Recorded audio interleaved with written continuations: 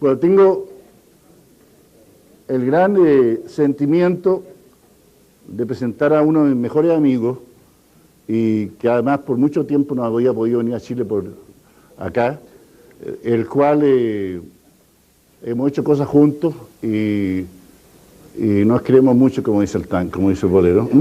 Nosotros nos queremos tanto. Pero quiero hablar de Francisco, porque Francisco, a pesar de que es súper chileno, igual que yo, le ha tocado vivir mucho tiempo fuera. Francisco es hijo de don Raúl Varela, no sé si alguno de ustedes lo conoce, don Raúl. Don Raúl fue presidente de la Cámara Chilena de Construcción y hermano de Andrés Varela. Como toda la familia chilena hemos vivido a la izquierda y la derecha, él ha sido de izquierda, su papá de derecha, su hermano de izquierda. Pero Raúl, Francisco tiene una historia única, es biólogo, se tituló de doctor en biología en Harvard, de la gente más joven que salió de Harvard, a los 23 años. Hizo su doctorado en 2 años. Trabajó con Humberto Maturana cuando fue alumno acá de biología. Humberto y él han escrito libros juntos.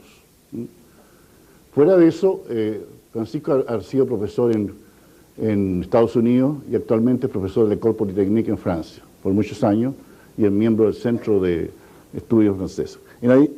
En adición a eso, él tiene otro interés fuera de la biología, que yo quiero que ustedes lo sepan, en su deambular por las ideas.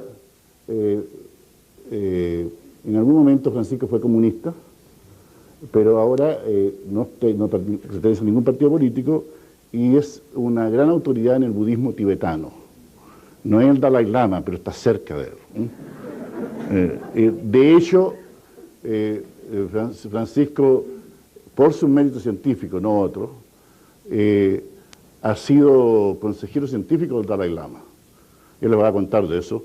Y se ha juntado varias veces con él y científicos no budistas a discutir temas que a él le interesan por un par de semanas, varias son los reuniones, ¿no? Los encuentros. ¿Cuántos han tenido? ¿13? Vamos en la séptima. Séptima. Entonces, y algunos de esos libros se han publicado. El tema, por ejemplo, la naturaleza de la muerte, la naturaleza del sueño, y varios otros temas. Ahora, yo sé que su interés por el budismo tiene que ver por su interés por la ciencia también, no están separados como dos cosas locas. Bueno, fuera de eso tiene méritos muy grandes. Recién acaba de sacar el premio a lo mejor lo voy a decir mal yo, del mayor premio de reconocimiento científico que hace el gobierno de Italia, que se lo hace muy poco extranjero, se lo dieron hace un mes. Una semana. Una semana. Entonces,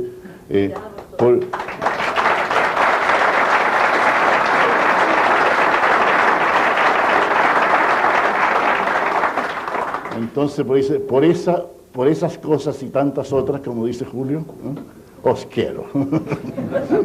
Entonces, con eso está suficiente. Y el último mérito, que no es ningún mérito, es el papá de la Leonor Varela. Así que,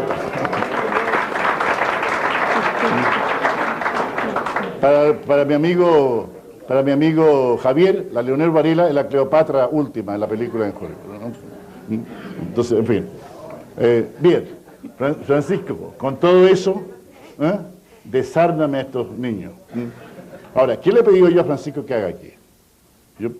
¿Se acuerdan en un momento que Javier cuando habló dijo, lo más importante es aprender a aprender en el mundo moderno? Es lo único diferencio con lo que él dijo, pelea que tendremos después. Él dijo, la mecánica del aprender. Yo creo que el aprender no es una mecánica, sino que tiene mecánicas también, pero tiene también sutilezas, sensibilidades, arte y otras cosas. Bueno, este señor es un profesional también de la investigación del aprender al aprender, partiendo de la biología, pero ha estudiado muchísimas otras cosas, como ustedes lo pueden ver. Maestro, todo suyo.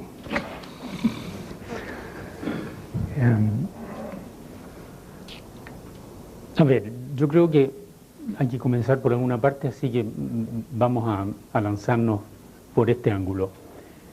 Una de las primeras distinciones yo creo que hay que hacer es que la noción de aprender, todos tenemos una especie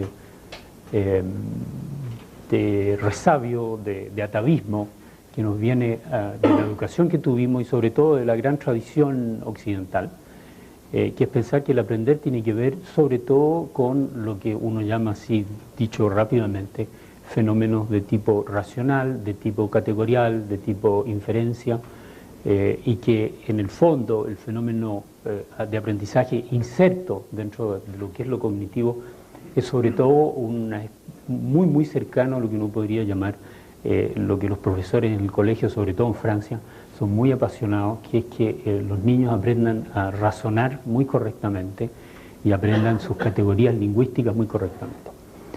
Ahora, no cabe la menor duda de que parte del aprendizaje tiene que ver con todo eso. Pero en el fondo, parte de lo que yo quisiera hacer hoy día es decir, bueno, una de las cosas que hemos ido aprendiendo no es una idea mía, no es una cuestión que a mí se me ocurrió un día, el domingo en la mañana, tomando la ducha, sino que son 30 o 40 años de investigación en el dominio de las ciencias del conocer, básicamente la neurobiología, pero también un poco la psicología, un poco la inteligencia artificial y otras disciplinas anexas. Yo creo que una de las primeras cosas que hay que decir, pero y yo las repito a menudo, pero es porque está muy grabada en la mente de todo el mundo, que hay que hacer una distinción muy clara entre el saber qué y el saber hacer. El saber qué es justamente algo donde el contenido, como se diría en estas disciplinas, el contenido intencional, es decir, el contenido al cual uno se dirige, a lo cual se refiere mi acto, por ejemplo, explícame cómo se abre la puerta o explícame cómo encuentro el número de tal persona. Eso es un contenido intencional. Se diferencia enormemente con ese dominio enorme, que en realidad es masivo, que en realidad es demostrablemente lo más importante y lo más básico en la vida humana y en la vida animal, ¿es cierto? Que es el dominio del saber qué, es decir, el dominio en el cual lo que se hace, la acción, es lo que predomina más que el contenido intencional. Perdón, me equivoqué, no es el saber qué, sino que es el saber hacer. En inglés una distinción que se traduce muy bien como know what y know how, y la digo en inglés porque es original justamente de un pragmático filósofo americano que se llama John Dewey. Y él justamente introdujo esa distinción en el dominio de la educación. Y ya en el fines del siglo pasado, en 1898, se quejaba amargamente de cómo en la educación lo que predominaba era la enseñanza del saber qué y no del saber hacer. Ahora, las palabras de Dewey siguen siendo tan válidas en esa época como hoy día. Lo interesante en la coyuntura actual es que hay definitivamente al interior de la disciplina científica, y eso le da una especie de argumento adicional, hay una masiva cantidad de trabajos, de experiencias, de observaciones, que muestran que efectivamente si uno trata de entender el fenómeno del conocer en general, y en particular el fenómeno del cambio del conocer, es decir, el aprender, como un fenómeno que está fundamentalmente constituido de cadenas de actos intencionales, simplemente no se llega a mucho, se llega muy poco, se llegan a explicar cosas muy circunscritas, fenómenos muy locales, comportamientos humanos como el razonamiento, las aritméticas, que son importantes, pero son muy limitados. Todo lo que es el resto de la vida, abrir puertas, ponerse zapatos, conversar, mirar una cara, tener una sonrisa, manejar o no un estado de ánimo. ¿Podría dar un ejemplo para que ellos lo capten de esto? Fíjese usted un jugador de fútbol como Zamorano. Zamorano le pagan por el know-how, no le pagan por el know-that. ¿Está claro? ¿No? Sin embargo, al periodista que habla de Zamorano le pagan por el know-that. ¿No? Entonces, desgraciadamente hay mucha gente que piensa que el know-that es lo mismo que el otro. ¿No? Y obviamente que las conversaciones que tienen Zamorano con Sala de cómo mejorar un partido son totalmente distintas que las que pueden tener los que no están en ese dominio. Perdón. Gracias. Usted sabe que está fuera del dominio futbolístico su especialidad. Pero en Chile hay que saber eso para poder hablar. En realidad lo que podemos hacer es un pequeño ejercicio y ustedes hagan la siguiente reflexión. Tomemos un minuto para hacer esto. Piensen en los últimos 3 minutos. Paren un segundo, recuerden los últimos 3 minutos. ¿Qué es lo que hicieron realmente? ¿Cuál fue el contenido del flujo de experiencias en cada uno de ustedes? ¿Un ejemplo? Estar escuchando a Francisco Varela. Ya. ¿Cómo escuchabas? ¿Estabas Con atención. con atención, y el escuchar se pasa ¿cómo? Se pasa como una especie de análisis así conceptual, categorial, o hay una especie de dejarse llevar en el flujo del lenguaje. Ya, eso es lo que me interesa. ¿Eso tú sabes cómo lo haces? La verdad que no. No, tampoco lo controlas ni lo manejas. Bueno, tampoco, por ejemplo, me imagino, cualquiera de ustedes podrían darme ejemplos de cuál era su coloración o tintura emocional, ¿no es cierto? Estaban lateados o interesados o preocupados o hambrientos. Hay un tono emocional y eso también pasa, ¿no es cierto? Uno vive en esas cosas, uno vive en esos modos en que el cuerpo y la experiencia se manifiesta, que están como preconstituidos. Estamos allí como lanzados en ese universo de planos de experiencia que son, de vez en cuando, uno los puede reflexionar y reconstituirlos como contenidos intencionales y tú puedes decir, no estoy de acuerdo. Entonces ahí uno para un poquitito esa especie de flujo. Entonces, lo que me interesa es que ustedes pongan atención a que el conocer, y por lo tanto donde vivimos en la mente y en la experiencia, es fundamentalmente esta especie de río que se mueve, donde lo que predomina es justamente la postura, la atención, el tono emocional. Muy importante, y vamos a volver sobre eso, la presencia del otro. Y que esa base, yo digo, es lo que las ciencias cognitivas, la neurociencia ha ido descubriendo lentamente, es decir, en el fondo, el eslogan que tal vez yo les podría dar para que aclaremos este punto es el siguiente: la mente, la experiencia, no está en la cabeza. Si por la cabeza entendemos lo que nos pasa como decimos en Chile, en el coco, la cháchara interna, la radiopila, ¿no? Es una parte pequeñita de lo que es la experiencia humana. Los y la mayor parte... Los presos lo llaman caldo de cabeza. Caldo de cabeza. Hay otra palabra que tienen los lolos. Bueno, llama... el rollo, claro, el rollo. Bueno. Entonces, una de las cosas que yo quisiera invitarlo es que ponerle atención a eso, no como un fenómeno periférico, no como una cuestión que uno sabe que está ahí, pero no sabe mucho qué hacer, entonces, bueno, hablemos de lo que sabemos mejor analizar, que es la lógica y que son los procesos de inferencia y los fenómenos de categoría. Y démonos cuenta que la vida humana no es así, ¿no? La vida humana tiene esa curiosa capacidad de ser completamente descentrada, y esa es una palabra que me interesa que señalemos bien, no está localizada como una especie de proceso que existe en algún lugar que típicamente se ubica por aquí en la cabeza, sino que está descentrada, es una concurrencia de muchos flujos, de lo emocional, de lo postural, de lo relacional, que van cada uno en una especie de flujos cambiantes constantemente. Por lo tanto, la primera cosa es que el know-how es simplemente y completamente la manifestación de ese flujo permanente. Entonces, frente a eso, la primera cosa, cuando uno se pregunta de cómo aprender, la respuesta es evidente. La primera cosa que hay que aprender es que eso está ahí y cómo está ahí. Es decir, hay que ser capaz de recuperar el saber cómo el saber hacer se da.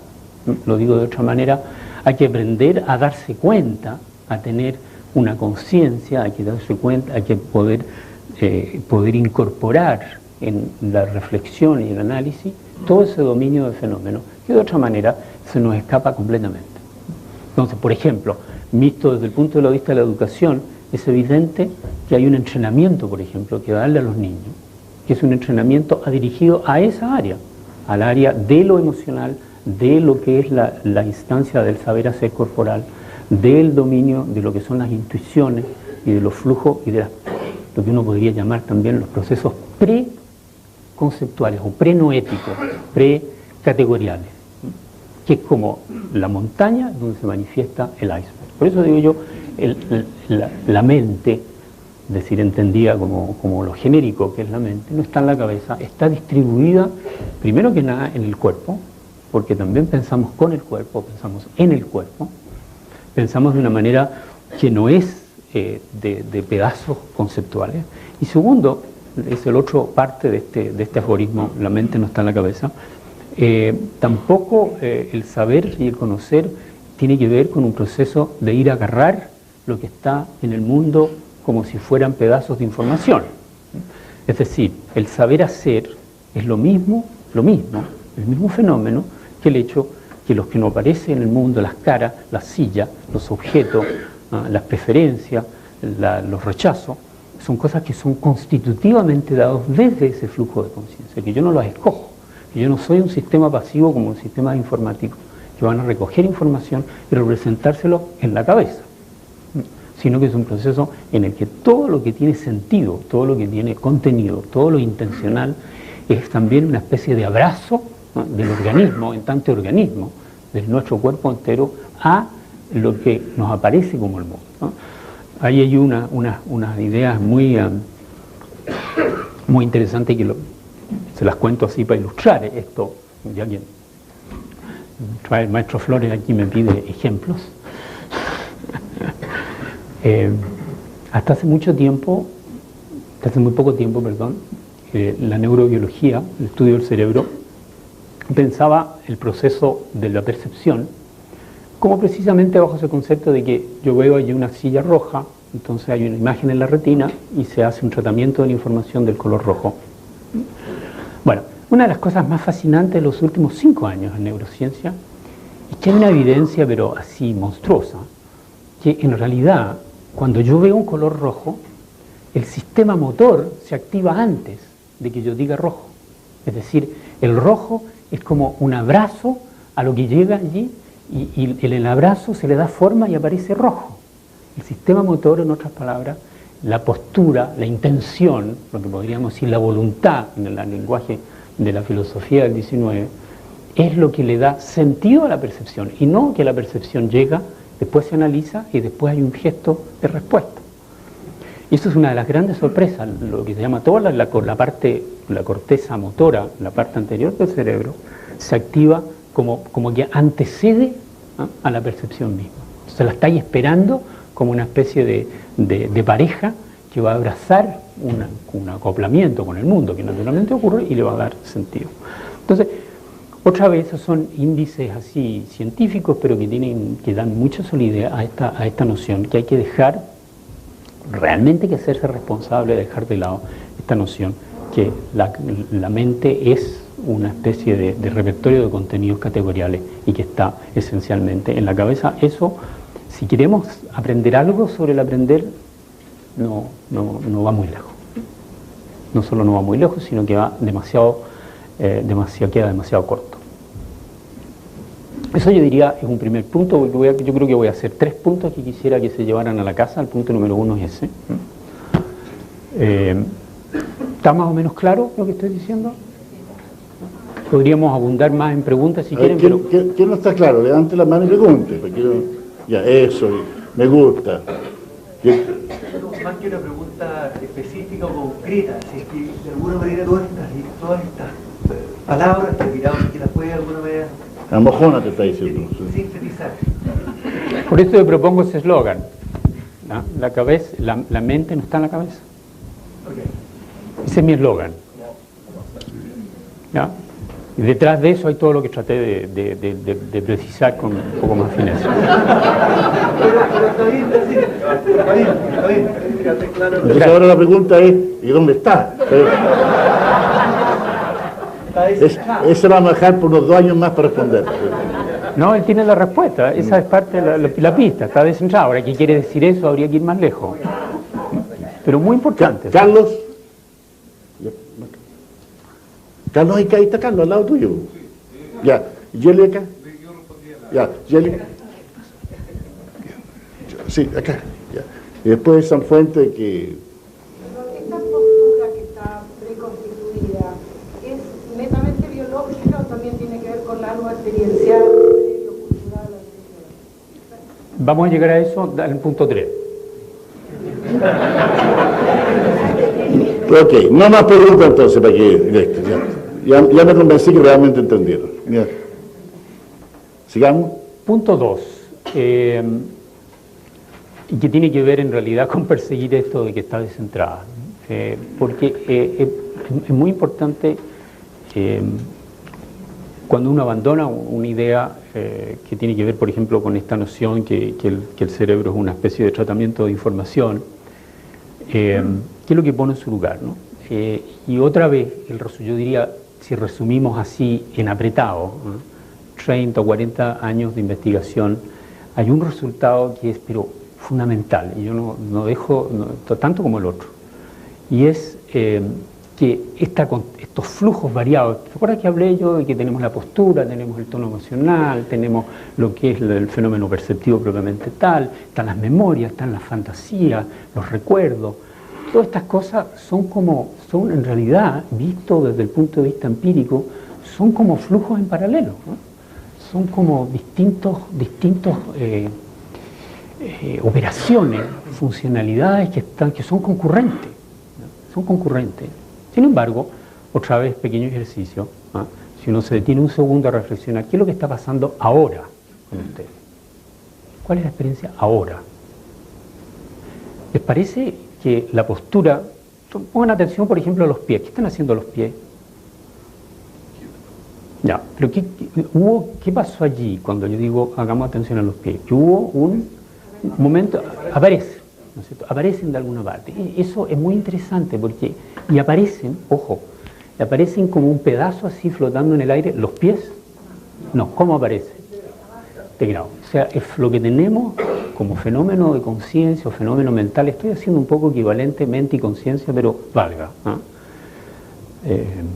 No es una especie de patchwork, ¿no?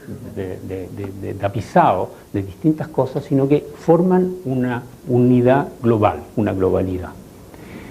Y eso, otra vez, mi mensaje es decir, eso nos parece, pero evidente, uno lo descubre así, haciendo una pequeña reflexión, ¿no es cierto? Pero, ¿qué quiere decir?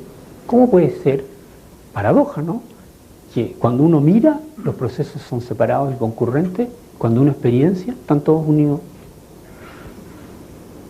O sea que la naturaleza misma de lo que es ser consciente o estar aquí en el mundo, tiene que ver con ese pasaje entre estos fenómenos que son parciales, estas dimensiones de la mente, llamémoslo así, y el hecho de que funcionan como un todo unificado. Y una de las ideas, yo lo anuncio así, patúo, yo digo, la idea fundamental que ha descubierto la ciencia en este siglo es una, y es exactamente cuál es el pasaje entre cómo transformar pedazos de cosas, distintos procesos, las emociones, la percepción, cómo pasar de esos fenómenos locales a un fenómeno unificado, lo que se llama, lo que uno podría llamar la noción de la emergencia, de un fenómeno emergente, o sea, de la transición entre cosas que son muy locales a un fenómeno que de pronto, ¡pum!, aparece como un todo unificado y tiene una identidad propia. Ejemplos de eso para el mundo, ¿no es cierto? Las mejores metáforas, porque se conocen menos desde el punto de vista científico, es, por ejemplo, típicamente el comportamiento de una colonia de hormigas. La colonia de hormigas, cuando ustedes van, imagínense, una colonia de hormigas, yo tengo varias en un jardín, en una casa en el campo en Francia. Cuando yo voy y digo, pucha, estas hormigas están entrando demasiado aquí en este jardín. Lo que yo hablo es de qué, ¿hablo de las hormigas o hablo de la colonia? Hablo de la colonia. O sea, que tiene una identidad, tiene una unidad. Pero después yo digo, a ver, ¿y la colonia es qué? ¿Dónde está la colonia? ¿Es el límite territorial? No. ¿Es la hormiga número 128? No. ¿Es qué? ¿Son las feromonas que se transmiten con las antenitas cada vez que se encuentran? No. Entonces, ahí está esa noción de emergencia, que yo digo es un descubrimiento fundamental de la ciencia, que desde años y años y años y años, en la historia del pensamiento, se consideraba que lo que se llamaba antes el todo de las partes, ¿no es cierto? Cómo pasar de las partes al todo, era como una cosa así misteriosa, una cuestión rara. ¿Cómo uno puede pasar de cosas chicas a una unidad grande? Y en particular nosotros, que somos una unidad grande, ¿cómo emergemos? Así como los pies emergen de alguna parte, ¿cómo emergemos? Como una unidad. Bueno, Eso es lo que yo digo, uno lo puede formular en el eslogan número 2, para llevársela a la casa. Y estos fenómenos emergentes introducen, por eso digo yo que es una noción científica fundamental, introducen, permítanme hacer un poquitín filósofo, es decir, introducen una manera de ser, ¿no?, una categoría ontológica, como dirían los filósofos, nueva, que es las cosas, las unidades, las entidades, que no son ni sustancialmente existentes, como si yo pudiera agarrar la colonia o agarrar la mente y decir, esta es, le pongo una cintita, la amarro, ahí está. Y al mismo tiempo tampoco puedo decir que no existen, tampoco puedo decir que son ilusorias, tampoco puedo decir que son un sueño, porque son eficaces, ¿no? Y uno funciona en el mundo, como está Francisco, ¿no? Uno tiene la colonia, ni qué decir, la colonia de hormigas, ¿cierto? Entonces, ahí hay una categoría que es nueva, y yo les pido que la dejen así como para soñarlo un poco en la noche, que consiste en introducir en nuestro pensamiento una idea radicalmente distinta, que es esta especie de estado de ser, esta manera de ser, esta manera de aparecer en el mundo, que no es ni lo clásico, fácil, entendible como a lo físico de la sustancialidad, ni tampoco una especie de vapor elusivo de tipo, como si fuera la profundidad del alma o el espíritu en un sentido clásico. No, no es elusivo, no es no material, al mismo tiempo no es sustancial. Es esta cosa justamente propia, que es lo propio, lo único de este fenómeno emergente. La importancia de esto es aplicarlo nosotros mismos y decir, la naturaleza de la mente no es ni existente ni no existente. Es decir, ser descentrado en parte quiere decir que nuestra naturaleza, lo que somos, no es ni una especie de reducción a una neurona o a un jugo sináptico, y al mismo tiempo no somos para nada entidades que son como vapores en el mundo. Entonces, científicamente hablando, hay allí una novedad y una radicalidad muy importante que nos habla sobre cómo entendernos, cómo reentendernos. Ahora, lo digo esto especialmente, y con esto voy a abrir a un par de preguntas, porque yo quisiera también que esto nos diera a reflexionar sobre el punto siguiente. Es muy fácil, a ver, corrijo, esta es una idea relativamente difícil, que sobre todo uno la entiende cuando se mete en los detalles y va incluso a la matemática que tiene detrás, porque detrás de todo esto hay teorías bastante sólidas. Bueno, imaginemos que hemos entendido la noción desde el punto de vista conceptual. Siempre queda, sin embargo, la curiosa observación que yo puedo tener muy claro que esta naturaleza del yo, Francisco, ¿qué es Francisco? Bueno, esta cosa curiosa, que está siempre como moviéndose, que tiene ese carácter de flujo. Sin embargo, en la vida, cuando yo funciono, tiendo a tener una idea absolutamente sustancial de mí mismo. A ver, otro ejercicio. Pregúntenle a la gente de al lado, El lado de la silla. el vecino, ¿quién eres tú? ¿Quién eres tú? Yo. Ya, segunda pregunta. Yo. Juan, Pedro, etc. ¿Quién es ese yo? ¿Cómo es? ¿Cómo es? Parece un tanto ridículo que uno diga yo soy yo, lo más cercano que tenemos, después ¿cómo es?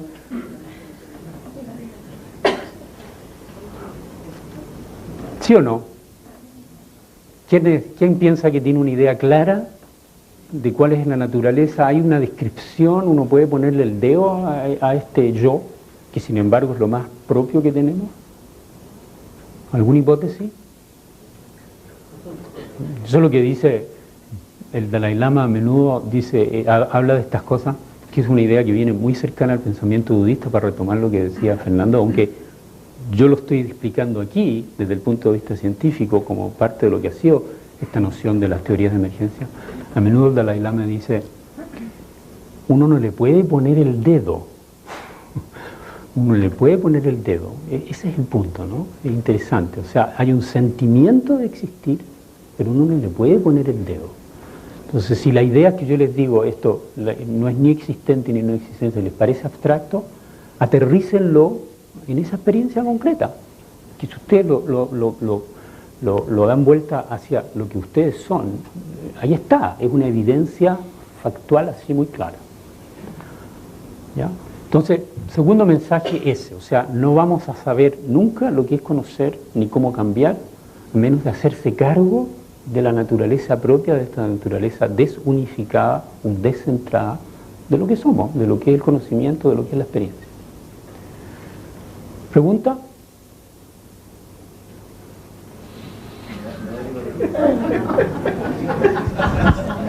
Hay algo que me interesaría porque me surgen varias preguntas a partir de esto, y es cómo vamos constituyendo esa identidad en el lenguaje. Porque yo lo pienso también respecto a una empresa, la Coca-Cola. ¿Qué es la Coca-Cola en definitiva? Y lo pienso respecto a mi empresa o cualquier otra organización, que llego al mismo fenómeno de cómo vamos constituyendo estas identidades. No, pero si estoy de acuerdo, te voy a dar la misma respuesta que le di a la persona que me preguntó antes. Tenemos que llegar a eso también, pero lo que yo quisiera evitar justamente es este mismo fenómeno que saltamos al tiro el lenguaje. Yo quiero que veamos que el lenguaje, yo quisiera decir, lo adelanto así, yo quisiera decir que el lenguaje y los fenómenos de tipo estrictamente comunicativos, lingüísticos, son como la guinda encima del helado, ¿ya? Son como las nieves encima de las cumbres. Claro que están allí, pero están basados en este enorme enraizamiento de nuestra realidad prelingüística, preconceptual.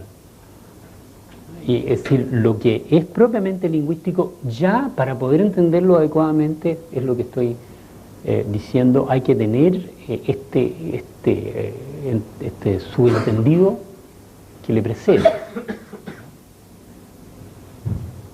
O sea, porque todos estos fenómenos de los que yo estaba hablando ocurren también en los animales. Son constitutivos previos incluso a lo que uno pudiera decir en el lenguaje. Ahora, la objeción es evidente, es en el lenguaje estamos hablando de estas cosas, pero dejemos eso de lado por el momento. Eso es ponernos demasiado, con mucho cachirulo por el momento.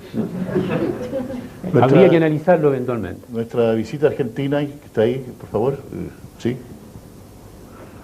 Sí, intuyo como que esto tiene como una respuesta de nuestro ser frente a la muerte, como una pregunta, además muy personal, ¿no? Pero me gustaría escuchar su opinión. No somos nada, ¿viste?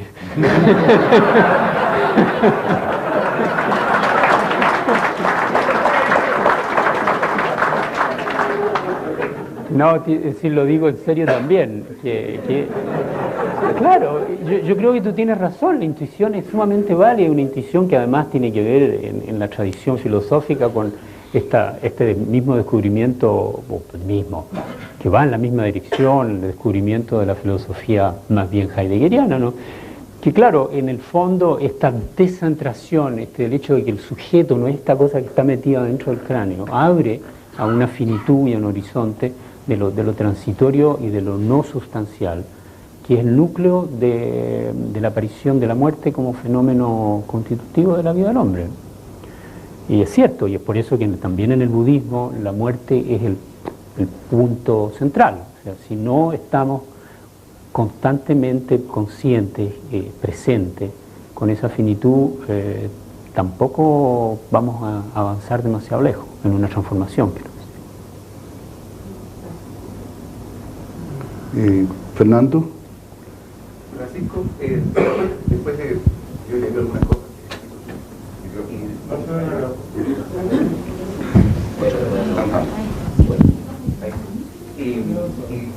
¿qué pasa con la psicología?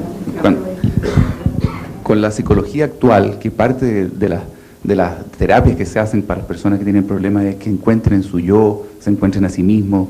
¿Qué pasa? Pregúntale al maestro que vive en California. ¿Qué te puedo decir? O sea, parece un poco superficial la respuesta, pero a mí me parece que eso es justamente el tipo de ruido que se perpetúa y se comete. O sea, para mí eso no tiene mayor posibilidad de ser eficaz, de ser efectivo, y hay una gran mentira en todo eso. ¿Y qué corriente de psicología hoy día, por ejemplo, toma en cuenta eso? Histórico, claro. Personal. ¿Y qué corriente psicológica hoy día, por ejemplo, es la que toma en cuenta ese planteamiento de que no existe un yo? Mira, la respuesta allí es bastante clara. Hay, sobre todo desde el punto de vista de escuela psicológica, son todo lo que uno podría llamar la segunda fase del psicoanálisis, ¿no? Post-lacaniano. O sea, Lacan fue un tipo que también tuvo la misma intuición, y no es por casualidad que tenía una gran afinidad con la filosofía de Heidegger. Y que entendió este fenómeno lingüístico justamente antes de que hablemos, o sea, el lenguaje como incrustado en el cuerpo, que en el caso de él tenía que ver con la sonoridad, ¿no es cierto? Aún con el hecho de que al hablar la morfología del sonido ya era fundamental para Lacan. El inconsciente habla no a través del lenguaje en el sentido de frases, habla en términos de los ritmos, de cómo la fonología constituye la postura y el tono emocional. Y todo eso a mí me parece que va muy en la misma dirección. Bost también. Medal Bost. Yo lo conozco menos o poco. Hay un tipo que murió hace poco que se llama Medal Bost, que es un suizo, que tiene una cosa que se llama Design Analysis, y lo aprendió de Heidegger. Yo lo alcancé a conocer a él personalmente, así que te doy el libro después para leer. Y también hay terapistas japoneses. Claro, la tradición de Design Analysis con Binswanger, yo no lo conocí bien, claro. ¿Qué más estaba? Patricia, pero usted se ha hecho tanta pregunta hoy día, la tengo regalona, van a pensar que tengo una fera, así que no. Simian. Volviendo atrás un poco, al inicio de la conversación tú te referiste al hecho que nosotros cuando vemos un color rojo, lo procesamos y hacemos algo, no recuerdo exactamente, y que la experiencia no está en la mente. Hace 5 años hay un nuevo concepto de este proceso que ocurre y yo salgo a abrazar el color o algo parecido a eso. Estoy tratando de imaginarlo corporalmente. ¿Cómo nos cambia la vida eso a nosotros en el día a día, el que ustedes los científicos logren hacer o llegar a esa conclusión? O a esa observación. Simple, muy simple, te cambia la vida porque tú tenés que hacerte cargo de que el mundo es tuyo. No es el mundo que se te viene encima. El mundo ya está interpretado, por decirlo, es como una visión, hay una responsabilidad hermenéutica, por usar otra palabra complicada, pero es decir que tú no puedes decir, no, es que eso pasó así porque yo no tengo nada que ver, el mundo es el mundo nomás, yo soy aquí, yo trabajo nomás. Sí, ¿puedo decir algo? Simian, él está en el curso, sabe un poquito más, pero todavía le falta. Pero déjame darle la explicación que te digo. Lo que no quiero es echarle a perder el principio 3 del, que lo va a decir en un momento. Pero yo en mi lenguaje lo llamo, tú tienes que estar consciente de que antes de ser individuo, eres tradición. Pero ser tradición no te excusa de ser individuo. Está claro, no es un permiso para decir, yo soy un robot. ¿Eh? Pero tú me has oído escuchar varias veces el chiste cuando le digo a mi amigo argentino, ¿eh?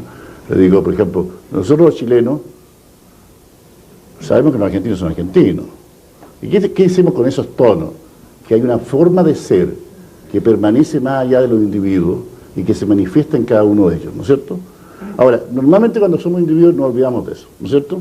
Digo, yo soy Fernando, tú eres Ximena, porque compromiso lo hacemos individualmente, pero la forma de evaluar, la forma de sentir, la forma de emocionarnos, pertenece a una cosa más distinta, ¿eh?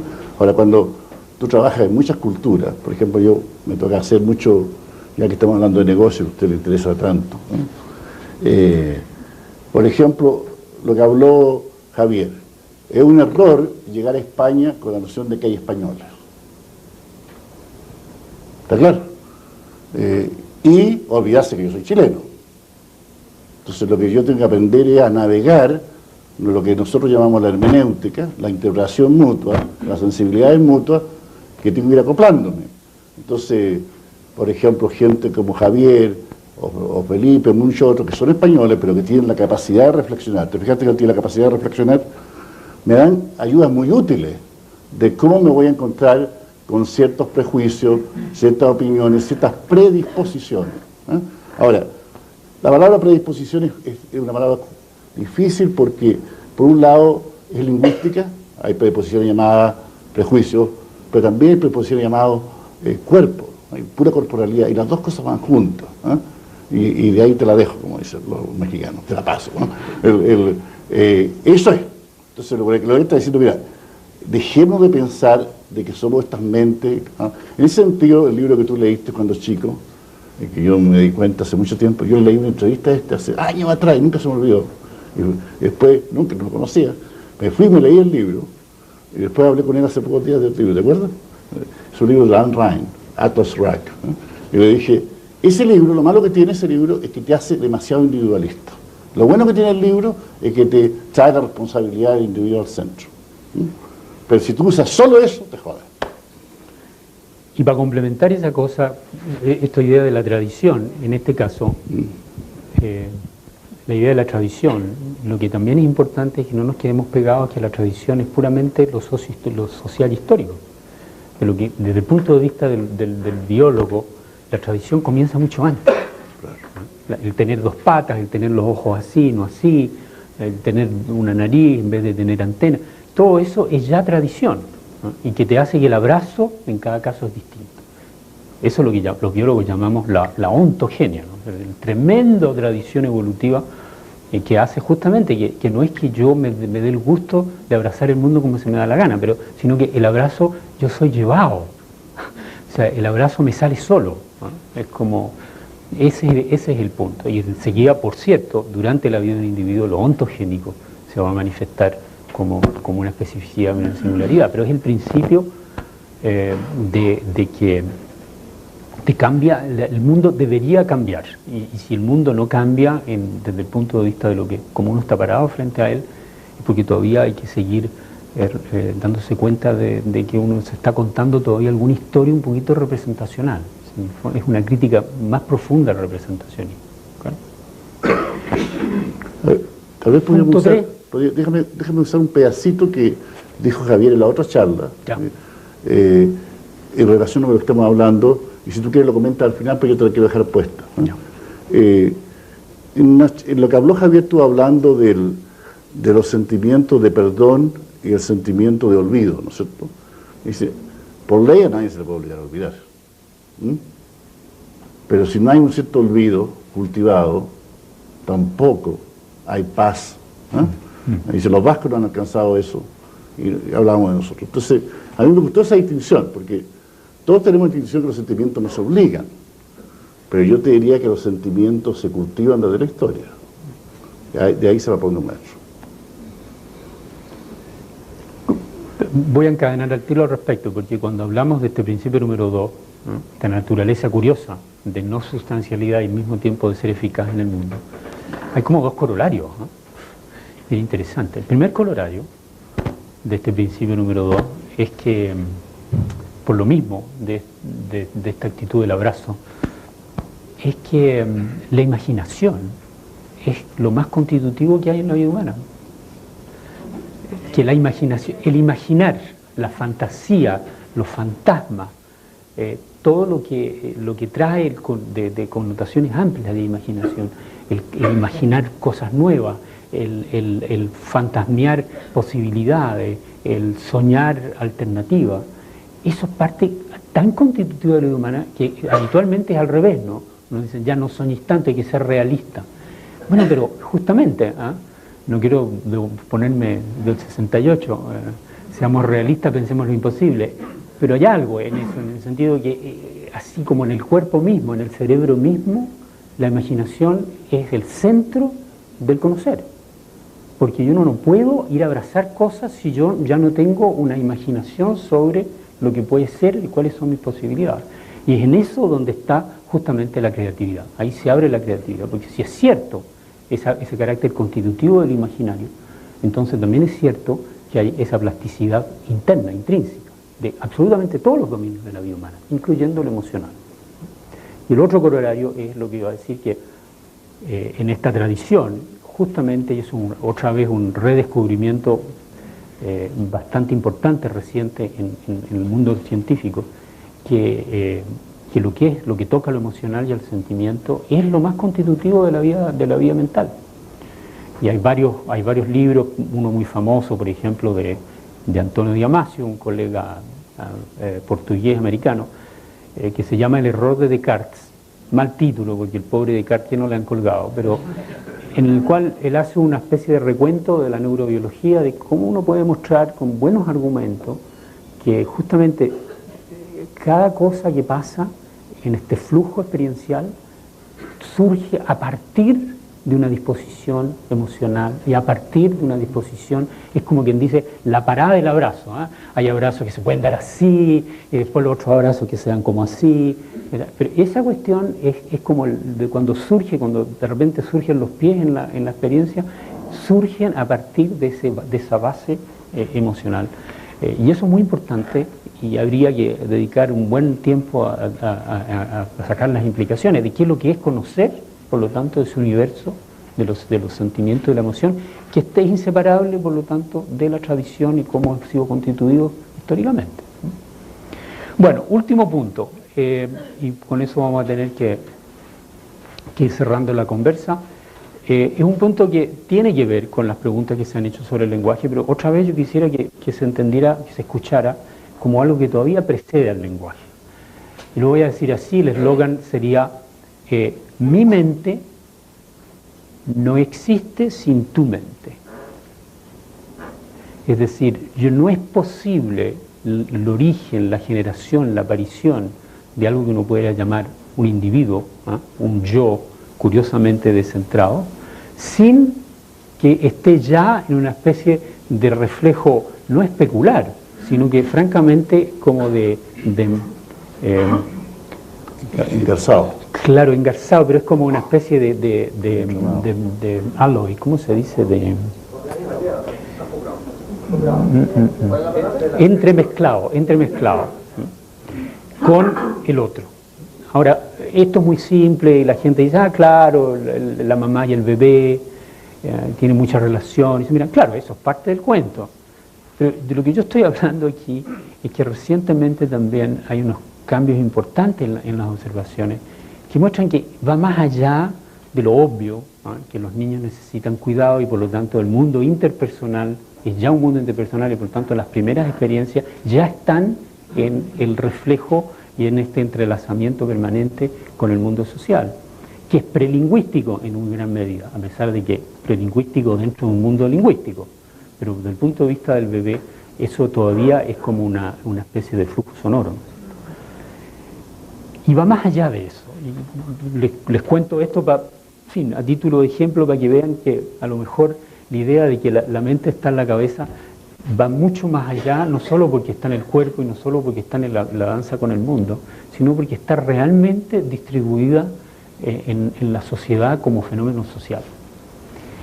A ver, es una historia también media que tiene que ver con el cerebro, pero tiene un toque italiano simpático, así que se las voy a contar por ese lado. Un amigo mío que es biólogo en Park, por ejemplo, se le ofrece comida a un monito y el monito va y la toma así. El acto de tomar, ¿no? El monito la toma, la neurona responde. Lo interesante es que las neuronas además responden cuando el monito le enseñan a no tomarla, pero a mirarla nomás, que tenga la idea de que puede tomar, ¿no? O sea, la neurona responde a la idea de tomar, ¿no? Muy interesante, o sea, ya se había hecho bastante conocido con esas observaciones. Y un buen día estaban en el laboratorio, le habían hecho una pausa, estaba ahí el monito con su electrodo, y de pronto la neurona se pone, prrr, y dice, pero si no le he mostrado nada, prrr. Bueno, y la historia hay que entenderla porque si estamos en Italia, hay que darse cuenta que el gesto de tomar, y cuando los italianos conversan, ma come,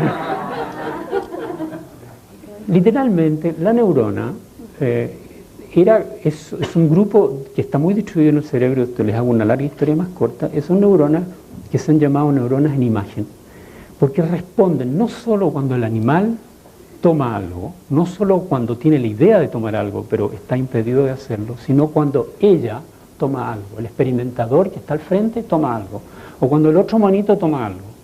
Es decir, el puro gesto de ir a tomar, o de, en este caso, este gesto de oprimir entre los dedos, para este grupo de neuronas del cerebro, que insisto, es muy distribuido, este cuerpo, no hace diferencia.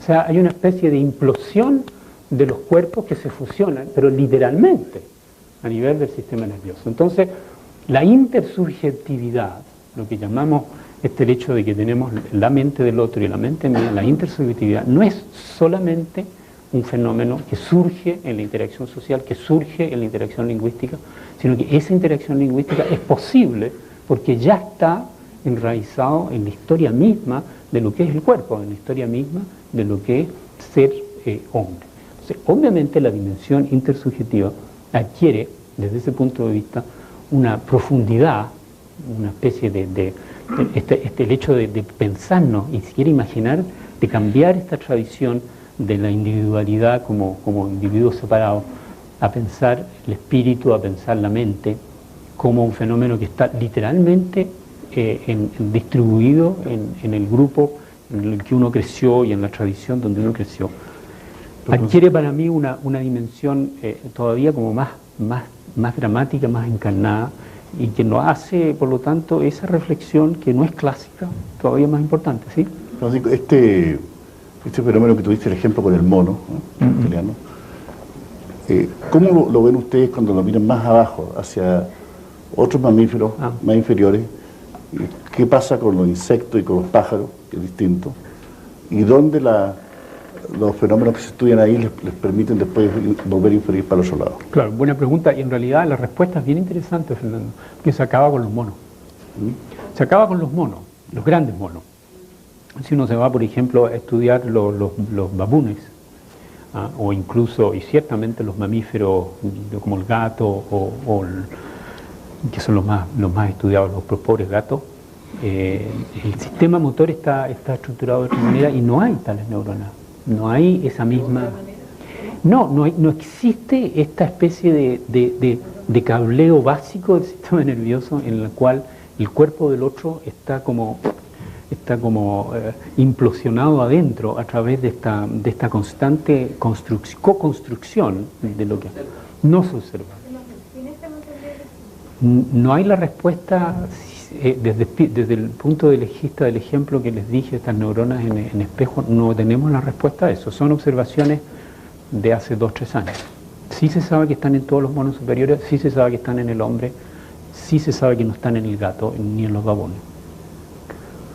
Que también corresponde con el hecho que los babunes, cuando tú les pintas un puntito en la frente y los pones frente a un espejo, los babunes van a rascar la imagen, no van a rascarse aquí. Lo primero que eso pasa, cuando le pones un puntito, son los gorilas y los chimpancés que miran la imagen en el espejo y se rascan aquí.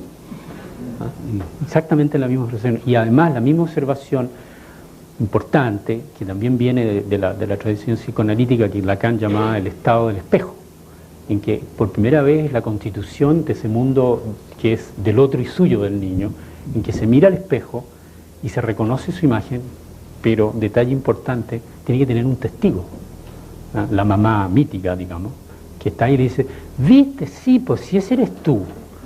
Ese es el estado del espejo en que el yo y el otro se hacen completamente transitivos. Ahora, de ahí viene, y de ahí para adelante, obviamente hay que entrar en cómo eso se manifiesta de manera más concreta en los actos del lenguaje, en la dinámica de lo que es la constitución de las tradiciones históricas. Pero quería darles ese otro corte ¿Quién tiene objeciones o preguntas al respecto? Augusto, para que veáis tú que somos amplios aquí. Oye, el tema está en que, con esto de que has transmitido tú, de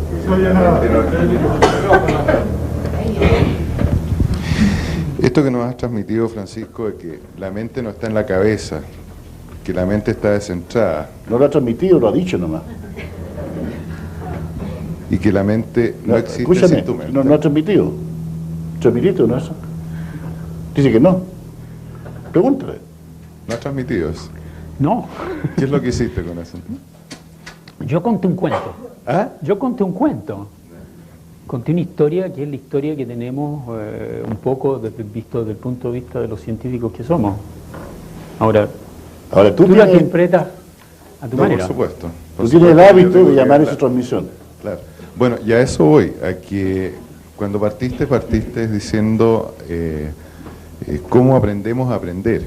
Y con esta confusión de la mente que no está en la cabeza, está descentrada y está en la mente del otro, digamos, ¿cómo identifico yo los posibles enemigos del aprendizaje o los amigos del aprendizaje? ¿Cómo identifico yo? Al principio, ya entraste en guerra ya. Amigos y enemigos.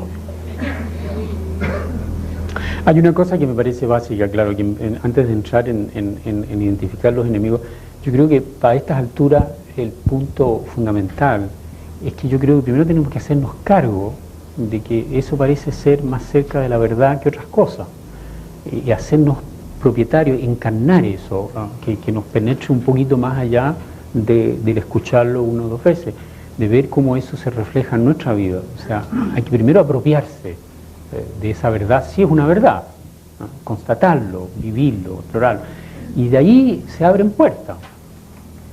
Augusto, pero déjame venir a la casa, yo le estoy mirando la cara y ya sé lo que le está pasando. Tú sabes que yo soy brujo, pero este es el que me enseñó a ser brujo a mí. Entonces te voy a contar una anécdota que pasó hace muchos, pero muchos años en el sitio histórico del comedor del Hotel Sheraton. Yo traje aquí un famoso inglés que se llama Stafford Beer a Chile. Entonces él me dijo, mire, aquí en Chile hay un científico muy famoso que yo conozco, se llama Maturana. ¿Lo conoce usted? Le dije, no lo conozco. Sé de él. Yo soy ingeniero, estoy dedicado a estudiar cosas de toma de decisiones, que voy a estar perdiendo, no sé, se lo dije, pero lo pensé, ¿entiendes tú? ¿Qué voy a andar hablando con pelotudos, biólogos? Entonces, yo cuento las cosas que le pasan a uno, porque todos los ingenieros pasan esas cosas, ¿no es cierto? Entonces, yo dije, sí, pero como era atento, y como era inglés, pues siempre nosotros somos atentos con los ingleses, mandé una patrulla, traje a... No era ministro todavía, mandé una patrulla y traje a Maturana y venía con un apéndice llamado Varela. Entonces entraron los dos, se sentaron, pusimos a comer ahí. Entonces de repente dijo, ya ni me acuerdo cómo fue la conversación, pero me acuerdo los efectos que tuvo sobre mí, por eso es lo que te quiero enseñar. ¿Cómo hay que aprender haciendo nunca la pregunta cómo? El cómo, si es cierto lo que él dice, el cómo tiene que nacerle a uno. Entonces, como buen ingeniero yo le dije, bueno, pero como el cerebro procesa información, cosa que Stafford Beer también decía, ¿no es cierto? Y que Stafford Beer tenía toda una analogía del management nervioso, y salió y dijo, no es cierto, dijo. No hay información, no hay transmisión, o sea que esta transmisión me la hizo él primero a mí, yo estoy haciendo ahora. No me acordaba. Oye, no, pero, oye, y es buen negocio. Es buen negocio, porque habría estado pelotudo todavía buscando transmisión. Porque la verdad cuando llegué a Stanford, mucho tiempo después de mi paso por la Universidad de Dawson y Richfield, en serio, llegué ahí, lo primero que todo hablaba era de imágenes, transmisión, representaciones en inteligencia artificial, ¿no? Y como yo ya había aprendido gracias a ello, y con Francisco había estado hablando incluso una semana antes, pero me fue a ver a California antes que yo entrara a enseñar. Me dijo, no, yo dije, no hay información. ¿Por qué? Porque los biólogos competentes no creen eso, ustedes están equivocados. Y empezaron a escuchar. Y terminé escribiendo un libro famoso con un científico sobre eso. O sea que la hipótesis por lo menos ha dado para ciertas cosas. Entonces, lo que te quiero decir es lo siguiente, ¿te fijas tú? Es un error tomar estas charlas como charlas prácticas. Como charlas, ¿cómo voy a usar esto? Y además enojado porque no lo pueden usar rápido, weón. Cosa que vi en tu cara, por eso te llamé. No, déjate llevar por la cosa y oriéntate. Entonces yo te digo, yo hasta este día no tengo idea cómo funciona la cuestión nerviosa. He leído libros, he estudiado mucho eso, he conversado con ellos, pero acepté que en mi vida no voy a ser especialista en biología. Entonces pero yo voy a ser especialista en otras cosas. Entonces, un día hablando, ¿te acuerdas después? Segunda conversación que tuvimos, me acuerdo como un año después, 2 años después, no sé. ¿Te acuerdas cuando estaba yo en Stanford? Un día me dijiste, uno de nosotros debería estudiar fenomenología. Y yo dije, esa es la mía. Ahí sí que me cago al Varela. Entonces ahí es el doctorado en filosofía. Entonces vendí la otra parte de la historia. Pero déjame terminar la historia porque quiero sacar una conclusión práctica para ti. Entonces, yo puedo vivir sabiendo fenomenología, sabiendo tomar decisiones y estar bien apoyado en la biología, pero no pretender que yo la sé. Para eso tengo mi amigo Varela y otro. Entonces, la respuesta es, cuando uno se mete en terreno peligroso, hay que hacer lo que hacían los tipos que cruzaban la cordillera, buscarse un vaquiano. ¿Está claro? Entonces, el vaquiano aquí soy yo y usted el estudiante. Estamos listos. Seguimos. Javier, por favor. Yo quería hacer una pregunta práctica, ¿no? A mí me ha parecido... quiero decir que ahora entenderéis por qué le quise la pregunta. A mí esto me pareció fascinante, pero se me ha quedado en el aperitivo. Y ahora tengo un hambre espantosa de saber más. Y la pregunta es si nos puede recomendar algún tipo de publicación o de libro o donde podamos seguir el hilo de lo que hoy nos has introducido, ¿no? Sí, en realidad yo aquí estaba presentando el menú nomás. Mire, Javier, así como una de las buenas cosas que me ha pasado a mí, es que a través de un amigo suyo, lo conocí yo, ahora usted tiene un buen amigo que soy yo le voy a dar la lista y varias otras cosas más. Así que quédese tranquilo. No le vamos a dar una lista a los demás, pero la verdad es que él tiene libros, tiene 15 libros. Y te doy los 15 se intoxica. Yo quiero algo divulgativo. No. Accesible a un lego como yo. No, sí, usted es lego, pero es jesuita y tiene todas esas cosas que lo hacen más interesante. Entonces, pero aprovechemos la pregunta de Javier. Entonces, mira, todo el mundo va a leer El árbol del conocimiento, que es el libro de Varela y Maturana, porque siempre le llaman Maturana y Varela, ahora hacen Varela y Maturana. Entonces, yo te lo voy a regalar. Entonces, César, yo lo regalo a Javier. En segundo, un grupito está trabajando lo que llamamos fundamentos, ¿no es cierto? A través del fundamento filosófico, biológico de las cosas que yo hago. Porque lo que yo hago es una cosa distinta a él, pero básicamente es cómo se reinterpreta el mundo todo el tiempo, que es la consecuencia de todo esto. Entonces, yo encontré un libro hace poco que se llama Lo que nos hace pensar, la naturaleza y la regla. Está publicado en España, Ediciones Península. El autor es Jean-Pierre Changé y Paul Ricoeur, el original es francés.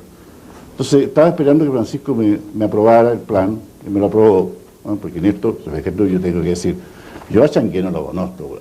No sé si un pelotudo es bueno, en serio, si así hablamos los científicos, ¿tú crees que no? Porque si tú crees que aquel que escribe un libro es bueno, un tipo puede escribir un libro, ser inteligente, pero un asshole, puede ser inteligente, pero absolutamente equivocado, o puede ser un tipo que tiene las ideas correctas, pero no sabe expresar, etcétera, etcétera. Entonces, yo, Changé, no puedo hacer juego. Le pregunté a Varela, que vive en Francia, que es neurobiólogo. ¿Cómo es Changé? ¿Qué me dijiste tú, por favor? No, es uno de los neurobiólogos más serios que tiene Francia. Eso está, y además profesor en el Collège de France. Entonces, y un tipo que escribió, algunos de ustedes quizás lo han conocido porque es un libro muy famoso, es la expresión misma del reduccionismo científico, pero muy famoso, sí, y que es digno de leerse, que se llama El hombre neuronal, que el intertexto es un libro del siglo XVII. Escuchar lo que he dicho, este tipo respetable, muy bueno, pero está profundamente equivocado. Eso es lo que dijo Varela. Bueno. Está bueno tener traductorio. Porque Varela se me ha puesto muy educadito en Francia, entonces yo tengo que traducirle, ponerlo aquí en chilensis activo. Bueno, pero el otro autor, en ese soy experto yo, se llama Paul Ricoeur. Paul Ricoeur es uno de los filósofos franceses más famosos del mundo, es un filósofo fenomenólogo, es casi a la misma altura que Heidegger, está todavía vivo, lo he conocido yo un par de veces, es protestante, o sea, quiere decir que es cristiano, pero no es cristiano católico, lo que es también interesante, sobre todo en un país que abundan los católicos y no lo practican. Y este tipo fue el decano de Nanterre cuando vinieron los líos, y después ha sido profesor de la Universidad de Chicago, donde también hay buenas personas en la Universidad de Chicago, el departamento de filosofía, y experto en religiones y de filosofía. Es uno de los tipos más sofisticados del mundo filosóficamente, sin duda. Y este libro lo bueno que tiene es que es una conversación entre los dos todo el tiempo. Y los libros conversacionales son, cuando son entre dos personas buenas, siempre son muy buenos porque están permanentemente tratando de entenderse y desentendiéndose. Y los dos se dan duro, no aflojan, pero a su vez se respetan. Entonces tú puedes ver como de repente uno aprende del otro, como el primero no aprende, y al final quedan con posiciones distintas. ¿Está claro? Aquí no está la solución al problema de la mente. Entonces lo que yo voy a hacer, escúchenlo bien. Y yo te voy a pedir a ti, Francisco, que me digas que sí, aunque digas que no, pero después lo arreglamos tú y yo. Entonces, lo siguiente, vamos a leer este libro y vamos a hacer la discusión en la internet, con Varela y yo presente desde lejos. ¿Estamos claros? ¿Cómo se llama? El libro se llama, esto es para los de segundo año, a los de primer, bueno, entonces los de segundo año están listos porque los libros están todos aquí, así que cuando se vayan un día te vamos a dar la copia. Aunque no estaba preparado, ya lo habíamos importado. Entonces, eso vamos a hacer. Entonces, ahora, como en todas las reuniones del segundo año, del primer año pueden venir, ustedes pueden venir a la discusión. Ahora, mi pedido del primer año, no se metan en esto a estudiar, sino que métanse a orejear nomás. ¿Está claro? Porque en el segundo año le damos más a esa historia. Pero la discusión está abierta. Ahora, esta cosa hay que irse paso a paso porque si no uno se indigesta. ¿De acuerdo? Entonces en esa tú tienes a gusto que tener confianza conmigo y no preguntar el cómo es, siga los pasos y le va a ir pasando. ¿Está claro? Ese es. ¿Se han fijado ustedes que uno nunca aprendió a bailar leyendo su libro de baile? Nadie aprendió a nadar leyendo libros de natación. Nadie aprendió a hacer otras cosas leyendo libros de. Entonces, ayudan. Pero a veces, también, si tú te lees el Marqués de Sade antes de tiempo, te puede ir mal. Como le pasó a mi amigo Contreras. Sigamos.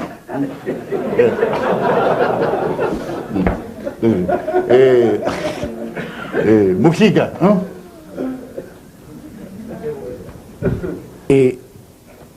Me interesa especialmente, me llamó mucho la atención la intersubjetividad. Y me gustaría mucho si pudieras explorar un poco más en torno a eso. Tiene que ver, ¿hasta dónde tiene que ver con reacciones de uno frente a fenómenos de otros? ¿Hasta dónde la telepatía es parte de eso? ¿Y hasta dónde incluso las capacidades, llamémoslo así, mentales, unidas de personas, o los poderes? Hay muchos pensamientos que hacen que se junte gente, se concentre sobre un tema, son capaces de realizar cosas. E incluso entre los que somos cristianos, lo que se llama la comunión de los santos también, que de alguna manera es o el fenómeno de la iglesia en conjunto. Hay toda una serie de fenómenos que por mucho tiempo se han pensado, pero han estado en el terreno más bien de lo metafísico y no en este. Buena pregunta. Yo quisiera responderte así. Los dos primeros puntos que yo toqué son cosas que, aunque son recientes, sobre todo el primer punto ya viene de hace unos 20 o 30 años que las cosas se ha ido discutiendo, se ha ido afincando, y hoy día yo diría la mayor parte de mis colegas están más bien en esa parada, digamos 50%, Segundo, todavía hay mucha resistencia, los biólogos a pesar de todo tienen dificultad de seguir este pensamiento que requiere una exploración de otros dominios como la matemática o sistemas, lo que se llaman sistemas complejos, no linealidad, pero está entrando bastante fuerte y ya nos sorprende a mucha gente. Y el tercer punto sobre la intersubjetividad, y yo te diría es lo más reciente, es lo más controversial, donde estamos en la frontera. Estas son cuestiones que están saliendo así ahorita. El ejemplo que les di de Rizzolatti fue cosas publicadas hace 2 o 3 años. Entonces, la respuesta de fondo a tu pregunta es, yo francamente no sé hasta dónde va, ¿no? Pero dicho más constructivamente ahora, es obvio que hay aquí un descubrimiento del rol francamente central, pero central de lo que es la empatía. Entonces, ya dejemos de pensar en la relación con el otro, es más útil pensar relación como el fundamento mismo siendo la empatía. Es decir, empatía literalmente quiere decir ponerse o ser en el lugar del otro. Y este fenómeno constitutivo es una historia larga de la evolución y que se manifiesta en el hombre y que claramente tiene que ver con la posibilidad de hacer crecer a niños y tener vida social y tener comunidades. Ahora, ¿cuáles son, es la pregunta tuya, cuáles son los límites más allá de eso? Difícil decir. Yo estuve hace un mes, cae bien que esté aquí hoy día, hace un mes apenas, en una pequeña conferencia en un centro de conferencias de Estados Unidos, en que por primera vez se hizo una reunión de unas 15 personas sobre este fenómeno de la intersubjetividad y la empatía, y había toda clase de aspectos tocados en esta reunión. Me di cuenta, por ejemplo, ahí que la gente que trabaja con primates superiores, hay una mujer particularmente, se llama Sue Savage Rumbaugh, que trabaja con los bonobos. ¿Saben? Los bonobos son esos primates superiores con los brazos largos así, que son los animales más inteligentes de los primates superiores, en el sentido de que han podido realmente aprender mucho lenguaje. Ahora, lo lindo de la experiencia es que ella hablaba mucho, ella ha pasado 30 años viviendo con estos animales. Cuando un día me dice, yo la verdad me dice, yo estoy empezando a pensar de que, y me lo dijo así en inglés, que vamos a tener que empezar a hablar de monkey people, es decir, gente mono, en el sentido de que el perímetro de lo que es la humanidad empieza como a perder un poco el contorno, por lo menos desde el punto de vista de ella. Me decía muy sinceramente que así en privado, pero al mismo tiempo como resultado de sus 30 años de trabajo científico, que en sus sueños a veces ella podía soñar como un bonobo. O sea, soñando era un bonobo y experimentar el mundo desde el punto de vista de un bonobo. Yo no tengo razón para descalificar esa experiencia por la persona que es ella, y me pone como preguntas, como las que tú haces. ¿Hasta dónde podemos extender el límite de lo que es esta empatía y cómo eso se puede manifestar? Es que realmente la telepatía, o lo que se llamaba clásicamente telepatía, no podría ser reinterpretado de una manera mucho más encarnada, quizás de esta manera. No lo sé, no tengo una opinión fija al respecto o una conclusión, pero me parece que no está fuera del ámbito de las posibilidades. Lo que sí me parece claro es que en la tradición budista, y aquí otra vez traigo mi otro sombrero, hay un proceso muy interesante que se le enseña a todo el mundo que entra en ese camino, que es como método, práctica, para cultivar la empatía. Porque la empatía, y eso es interesante en la experiencia humana, la empatía, como otras cosas, son cosas que tenemos, pero que no sabemos cultivar. No digo conocer, digo cultivar, ¿no? Expandir.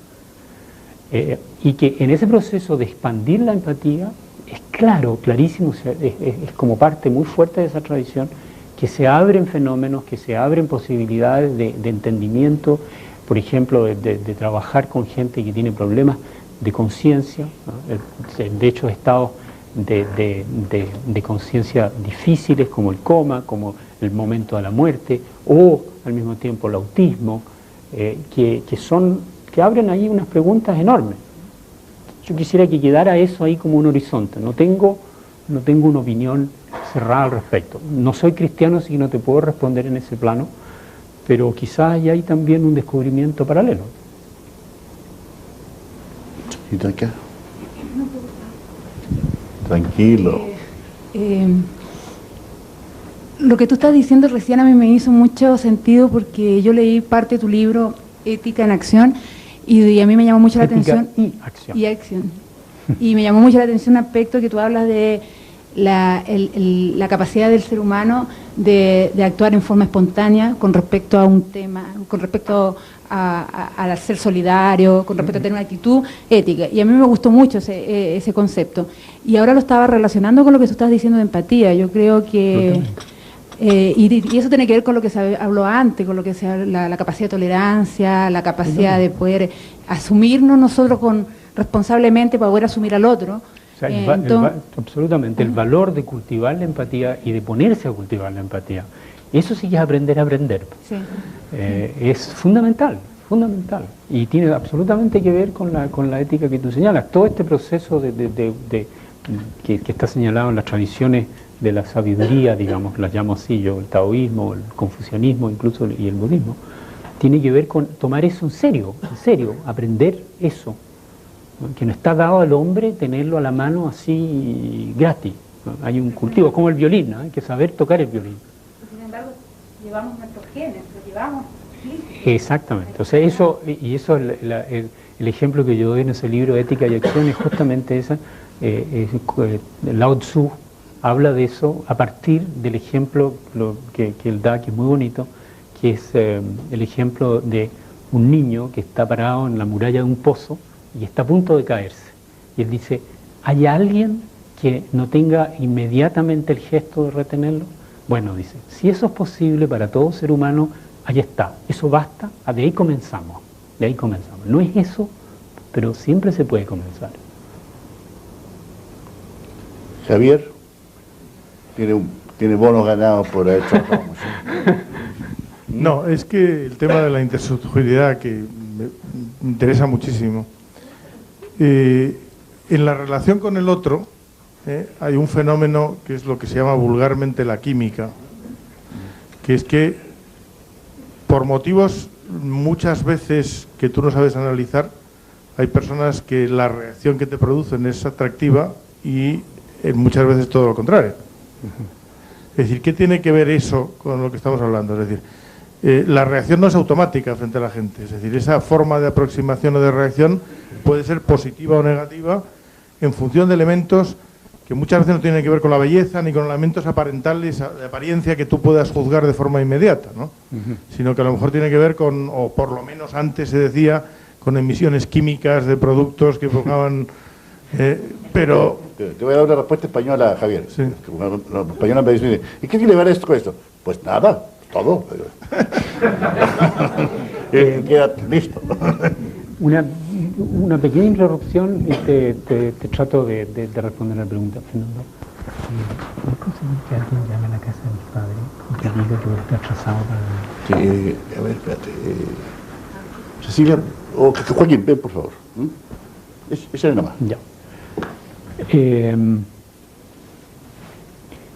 Yo no quisiera que se entendiera esto de la empatía como que siempre la empatía es como ¡hoy qué rico! La empatía es una palabra ambigua, como todos los fenómenos de interrelación humana es ambivalente. La empatía puede ser también antipatía. Y es todo ese espectro, porque en esta configuración de la intersubjetividad, la ambivalencia, como toda la vida humana, es fundamental, es central. O sea, no hay nada que sea puramente en un sentido o en el otro. Entonces, cuando yo digo empatía, hay que leer también, entre paréntesis, y antipatía.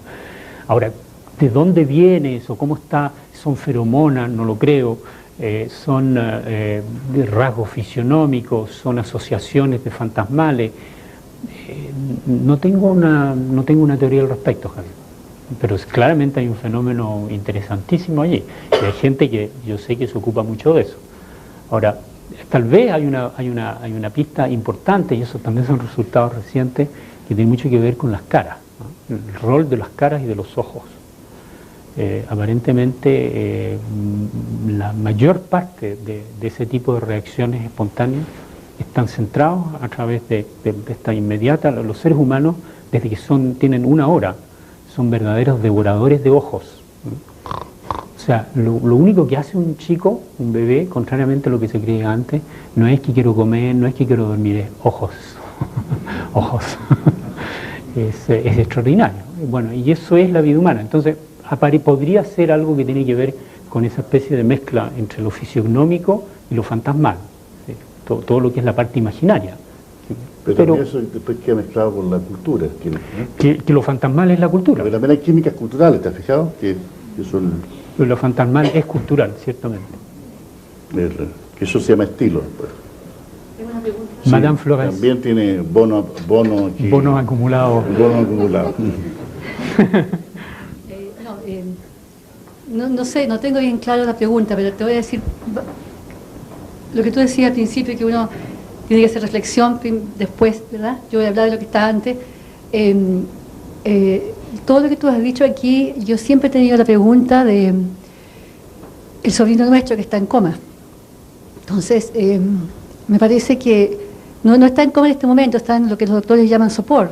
No estoy segura si es lo que tú aquí llamas estupor, en tu libro. Entonces te voy a hablar de lo que me pasaba a nivel de cuerpo. No tengo ninguna evidencia que yo te pueda decir, pero me ha dejado en un buen estado de ánimo con respecto al caso. No sé por qué. Aunque creo que sabe por qué. Tal vez lo que hemos estado estudiando con Fernando hace años ya, de que la mente no está en el cerebro, sino está en el cuerpo. Entonces yo digo, bueno, aquí hay un caso que los médicos dicen que el cerebro, que esto y que lo otro, que hay que estar ahí para estimularlo, que la madre es importantísima que esté ahí todo el día para que el niño empiece a volver. Me deja en un buen estado de ánimo, al mismo tiempo me deja como qué tremenda tarea, porque si es el cuerpo, o sea, si está esto descentrado, es todo el cuerpo. Ahí viene la pregunta que me doy cuenta que no tiene mucho sentido, pero la voy a decir porque vivo en una tradición. El cómo. ¿Cómo entonces le vamos a hacer, como dicen los mexicanos, para traerle el mundo al niño que está en una clínica, en una pieza chica? No sé, ¿tú entiendes lo que digo? No, yo no puedo expresarlo mejor. Y además esto de la mirada, porque el niño ya está despierto, no sabemos todavía si mira, no sabemos nada, pero mira todo el día la pieza y mira a la gente que está ahí y de repente fija la vista en uno. Es importantísimo entonces mostrarle colores, mirarlo todo el día. Esa es no es pregunta, yo creo que efectivamente en todos los casos de estados, como dije, de estados que aparecen como lejos, que aparecen como más allá de un cierto límite, ya sea estupor, ya sea coma, o ya sea autismo, ya sea la muerte, o ya sea esquizofrenia. Lo que yo tiro como consecuencia, saco como consecuencia de lo que hemos estado diciendo, es que justamente lo más importante es que uno se permita no saber, que uno se dé el permiso de decir, yo no sé hasta dónde, justamente es el cuerpo, como tú dices, pero lo último punto es el cuerpo mío, es el cuerpo del otro también, y que es un cuerpo empático, y que yo no sé cómo eso funciona, pero si yo me suspendo mi juicio respecto hasta dónde puede eso ser posible, ahí se abren posibilidades, y que por lo tanto el saber no es un saber, no es como un cómo hacerlo, es como más bien estar a disposición de, y para estar a disposición de hay que ponerse en esa actitud de soltar, o sea, de estar ahí. Y yo creo que, digamos, yo entiendo que es una situación terrible, ¿sí? Pero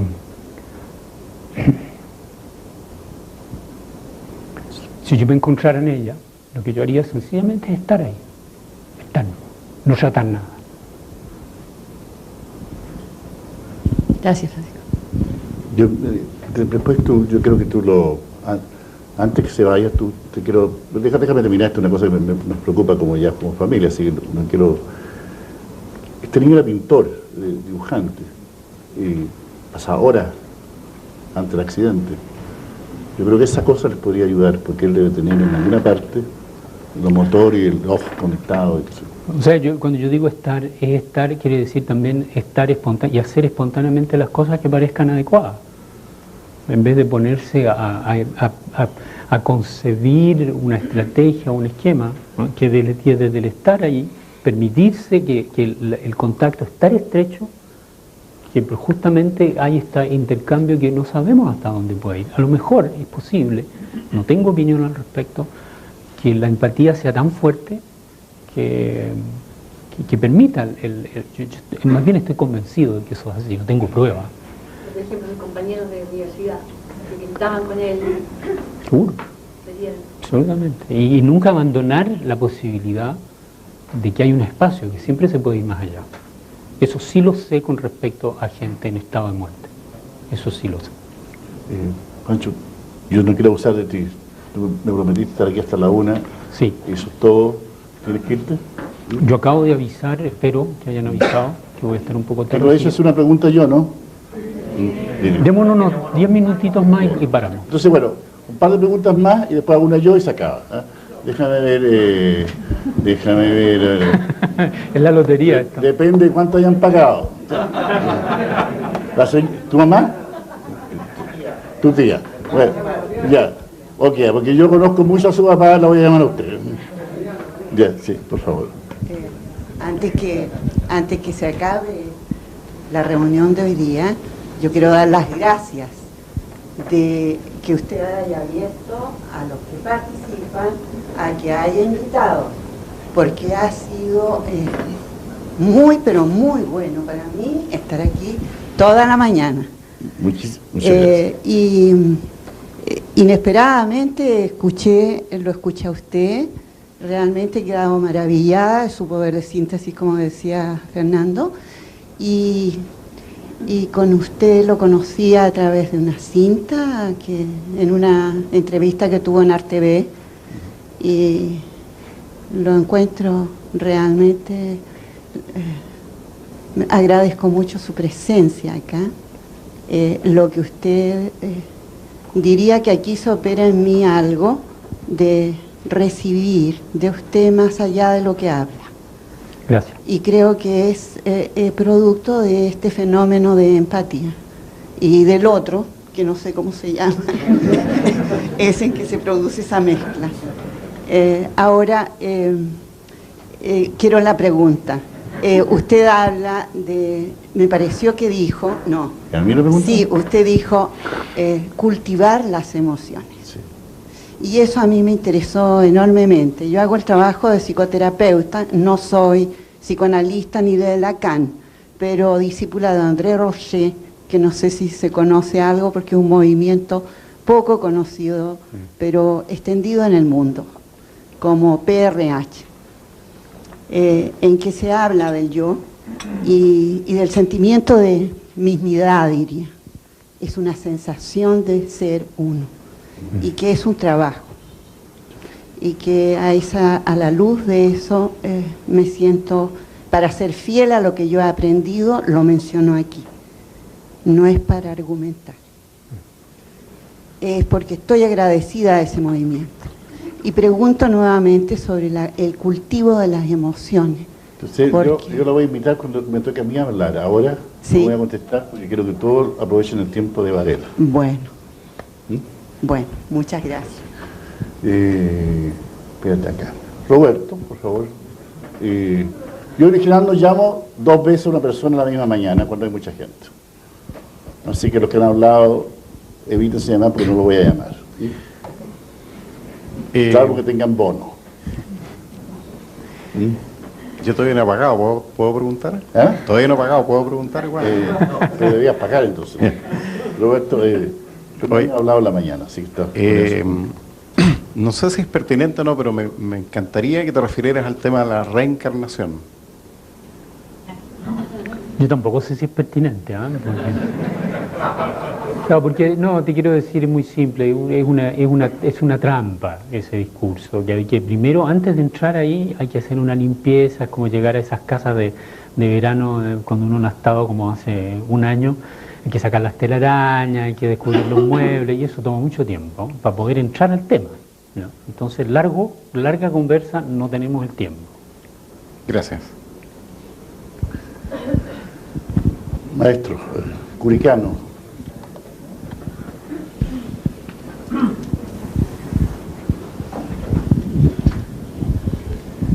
gustaría que pudieras contarme más sobre cuánto de esta biología, de este conocimiento en biología te ha ayudado a construir fundamentos éticos.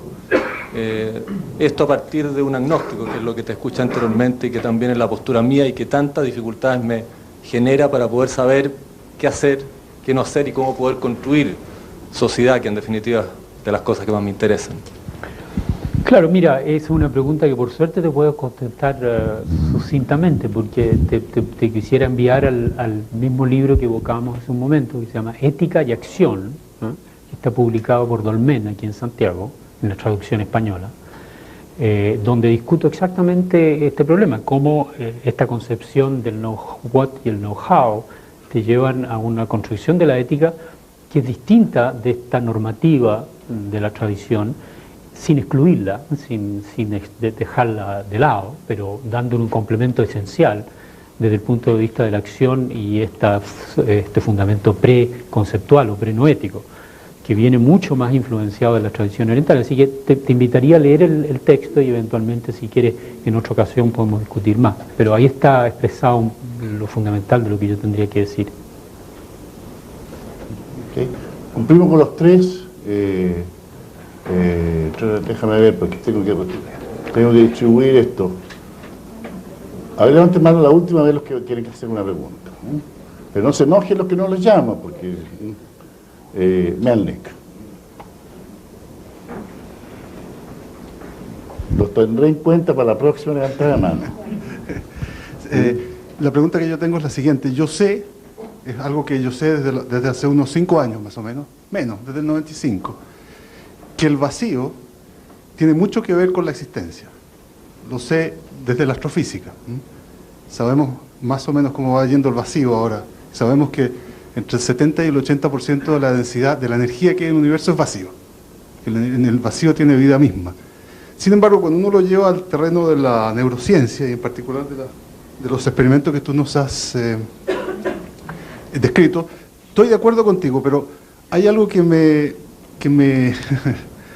inquieta, y es que hasta qué punto tu interpretación está influenciada por tu pertenencia al budismo. Porque mal que mal las teorías científicas son teorías que hace alguien con todo su bagaje. Y en este caso ese alguien eres tú y gente que está alrededor tuyo. ¿Qué tiene que ver eso con la física? No, porque yo estoy de acuerdo contigo. Estoy de acuerdo con a causa de la física. A causa de la física, claro. Entonces vamos a tener un punto de desacuerdo fundamental, ¿ya? Que es bueno que lo discutamos porque es ilustrativo de la cosa. Ahora, para comenzar por el segundo punto, evidentemente yo me hago cargo de mi influencia, así como he sido influenciado por ciertos filósofos, he sido influenciado por ciertos científicos, ciertos maestros, también he sido influenciado por mi encuentro con esa tradición de fenomenología de la experiencia humana, que el budismo que no es una religión, sino que es un trabajo práctico. Entonces, obviamente sería absurdo decir que no he sido influenciado. Sin embargo, dicho eso, también te puedo decir que estas ideas de los descentramientos del sujeto, la intersubjetividad, que las he tratado de ilustrar desde el punto de vista de la ciencia, yo las puedo defender tranquilamente, ahí con una mano detrás de la espalda, en términos estrictamente empíricos. ¿Ya? De modo que no es que yo le dé una coloración, o sea, las ideas que he presentado, quiero que sea claro, yo le doy un pequeño giro que me permiten hacerlas, yo creo, un poco más interesantes para la experiencia personal, gracias a esa interpretación que yo traigo, pero que son ideas que yo voy a un congreso científico como el que mencioné, y que igual se discuten casi en los mismos términos. O sea, no es una idiosincrasia que viene de mi influencia de la tradición budista, ¿ya? Eso ahora, que quede claro. Además, como no es el único neurofisiólogo que se declara budista. Hay varios, distintos y de distinto corte. O sea que está ahí en el ambiente de lo claro. que... Y el resto lo dirá la historia, pues, Jorge. No, yo quisiera hacer un comentario breve, que va a ser breve. Yo creo que hay un grave error y una discrepancia importante cuando tú me hablas del vacío y la física. El vacío y la física no tiene nada que ver, y lo digo así, patúo, nada que ver con respecto a esta idea de la no identidad y del descentramiento. ¿Por qué digo? Cuando empieza una pelea, la mente chilena empieza a decir, échale, vamos. ese es el know-how. Ahora cancha blanquincha. No, pero quiero decir en muy breve, en 2 palabras, por qué yo creo que no tiene que ver. Porque no hay que olvidarse que ese discurso de la física es un discurso que está mediado por unos fenómenos de observación, mediados por unas teorías enormemente complicadas, sumamente abstractas, en que permiten definir lo que podría ser esta noción de vacío cuántico, o las fluctuaciones y las supercuerdas y todo aquello. Que ¿y de qué está hablando? ¿Tú hablaste de cuáles teorías? Cuando yo mido la densidad de energía que hay en el universo, la mido, encuentro que el vacío cuántico. No. Mido la cantidad, llamemos la cantidad de materia que hay en el universo, la mido. Tomo una pesa y la mido. Es una medida bastante sencilla. Sí, claro. Entonces encuentro lo siguiente. Ahí la vamos a hacer después del almuerzo. Mi tío Rancagua la hacía, perdón. Un 1% más o menos son estrellas, cosas que emiten luz, tuyo.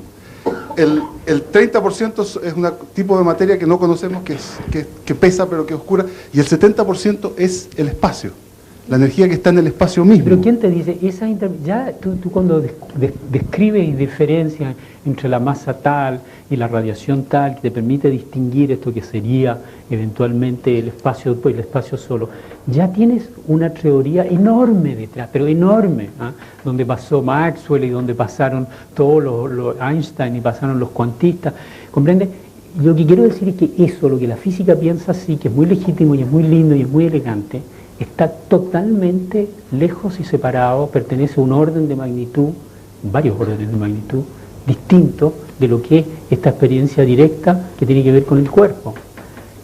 Hay una falsa analogía y una falsa metáfora, y no hay por el momento ninguna razón que yo vea que estas dos cosas no son más que analogía y maneras de discurso, que es como alcance de nombre. ¿No? Una más. Última cosa. Yo argumentaría que todo lo que tiene que ver con el cuerpo es evolutivo, y que toda la evolución de todo tiene que ver con el espacio. No.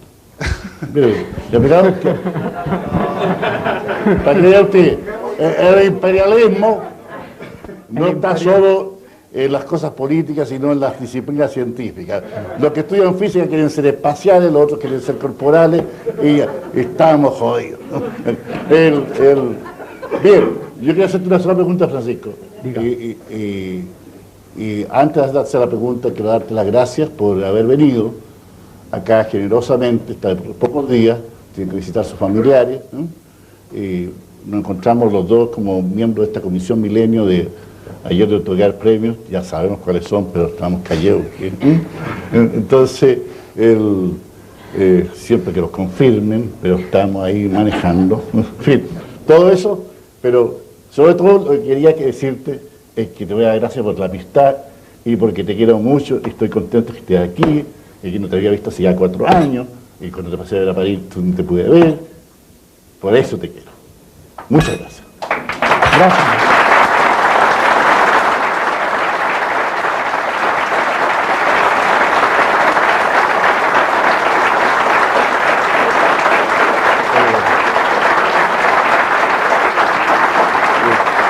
Pero ahora que la pregunta, o sea, no es ni por la biología, ni por la física, ni el espacio, ni las neuronas, ni toda la calle de la espada.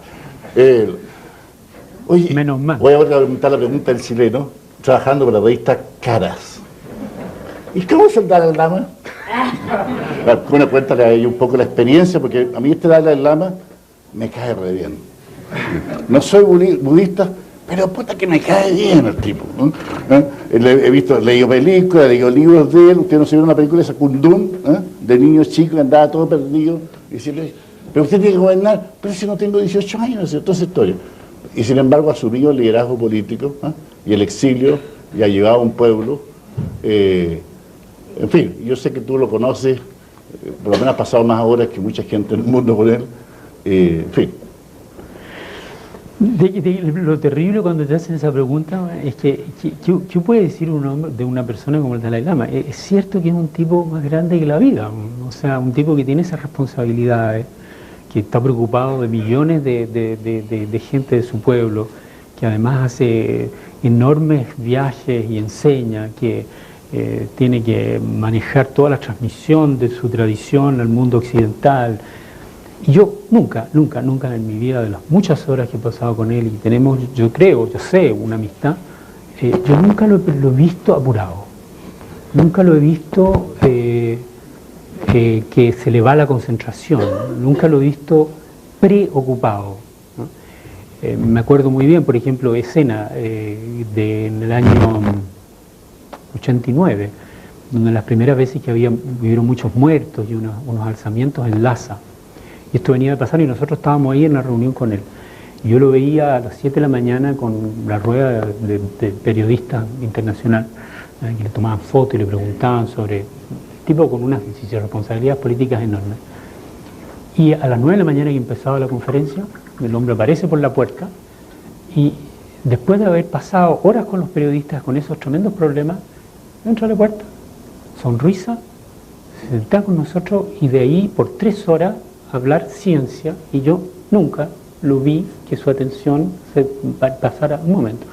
Otra cosa impresionante, o sea, de esa presencia, de una estabilidad que es como una roca, así, como una montaña. Segunda cosa, yo jamás, nunca, de las muchas horas que lo he visto, de las muchas acciones que lo he visto, jamás lo he visto olvidarse de la importancia del otro. O sea, su primer pensamiento es decir, ¿y qué pasa? ¿Y cuáles son las explicaciones para el otro? ¿Y cómo nos ocupamos de este problema? ¿Y qué posibilidades hay para ayudar? O sea, es siempre esa constante identificación con la necesidad y el sufrimiento del otro. Entonces, yo lo que me digo, para hacerte breve la respuesta a la revista Cara, que yo me encuentro uno de los afortunados de haber encontrado alguna gente en mi vida como él, pero él es un ejemplo absolutamente extraordinario, de alguien que no solo habla de cultivar la empatía, no solo habla de cultivar la presencia y saber qué es este fenómeno de estar aquí plenamente, sino que realmente lo ha encarnado de tal manera que es una montaña. Y esos ejemplos humanos, yo encuentro que son el tesoro que tiene esta humanidad. O sea, que hayan personas que respiran el mismo aire y caminan sobre la misma tierra y que pueden ser así. Uno dice, entonces yo también. Y ese para mí es la cosa, que inspire eso en el mundo. Quiero decir, yo enorme respeto, enorme admiración. Y además, científico extraordinario. Cada vez que hay una discusión científica, no vamos a decir que se queda corto. Yo lo he visto tener como dicen en el ajedrez, en jaque mate, a un físico de la Universidad de Austria que acaba de descubrir unas propiedades especiales de la mecánica cuántica de no localización, y el hombre, que es una de las eminencias grises de la mecánica cuántica, completamente desbaratado por los argumentos que le da el Dalai Lama respecto a la interpretación de sus teorías. O sea, en otra ocasión, alguien que le estaba explicando una teoría científica, él decía, bueno, y ese experimento lo hicieron así. ¿Por qué no lo hicieron así? Sí, efectivamente, ese fue el siguiente experimento. Entonces yo hubiera hecho este otro experimento. Claro, eso fue 10 años después. Y reconstituyó la historia de este campo en una hora, anticipando los experimentos clásicos que se fueron haciendo. O sea, eso, o sea, hay que mirar a esa gente como ejemplo. No, ya no arregla relojes, pero le encantan los aparatos. Siempre cuando va a los laboratorios aprieta botones, le gusta perillar. Y además se ríe todo el tiempo. Que para mí tiene la misma bondad que irradiaba Juan 23 espontáneamente, así, que se veía que había algo extraordinario ahí. Bien, dejémonos de curiosidades. Esta pregunta, usted está claro que se la hice a usted porque se la he hecho antes, a Francisco. Bueno, yo te voy a pedir que me sigas apoyando en estas cosas que estoy haciendo acá, y acá en el club tienes tu casa cada vez que te quieras expresar, y yo sé que tengo la tuya en Francia y espero verte en España pronto. ¿Ok? Chao. Muchas gracias.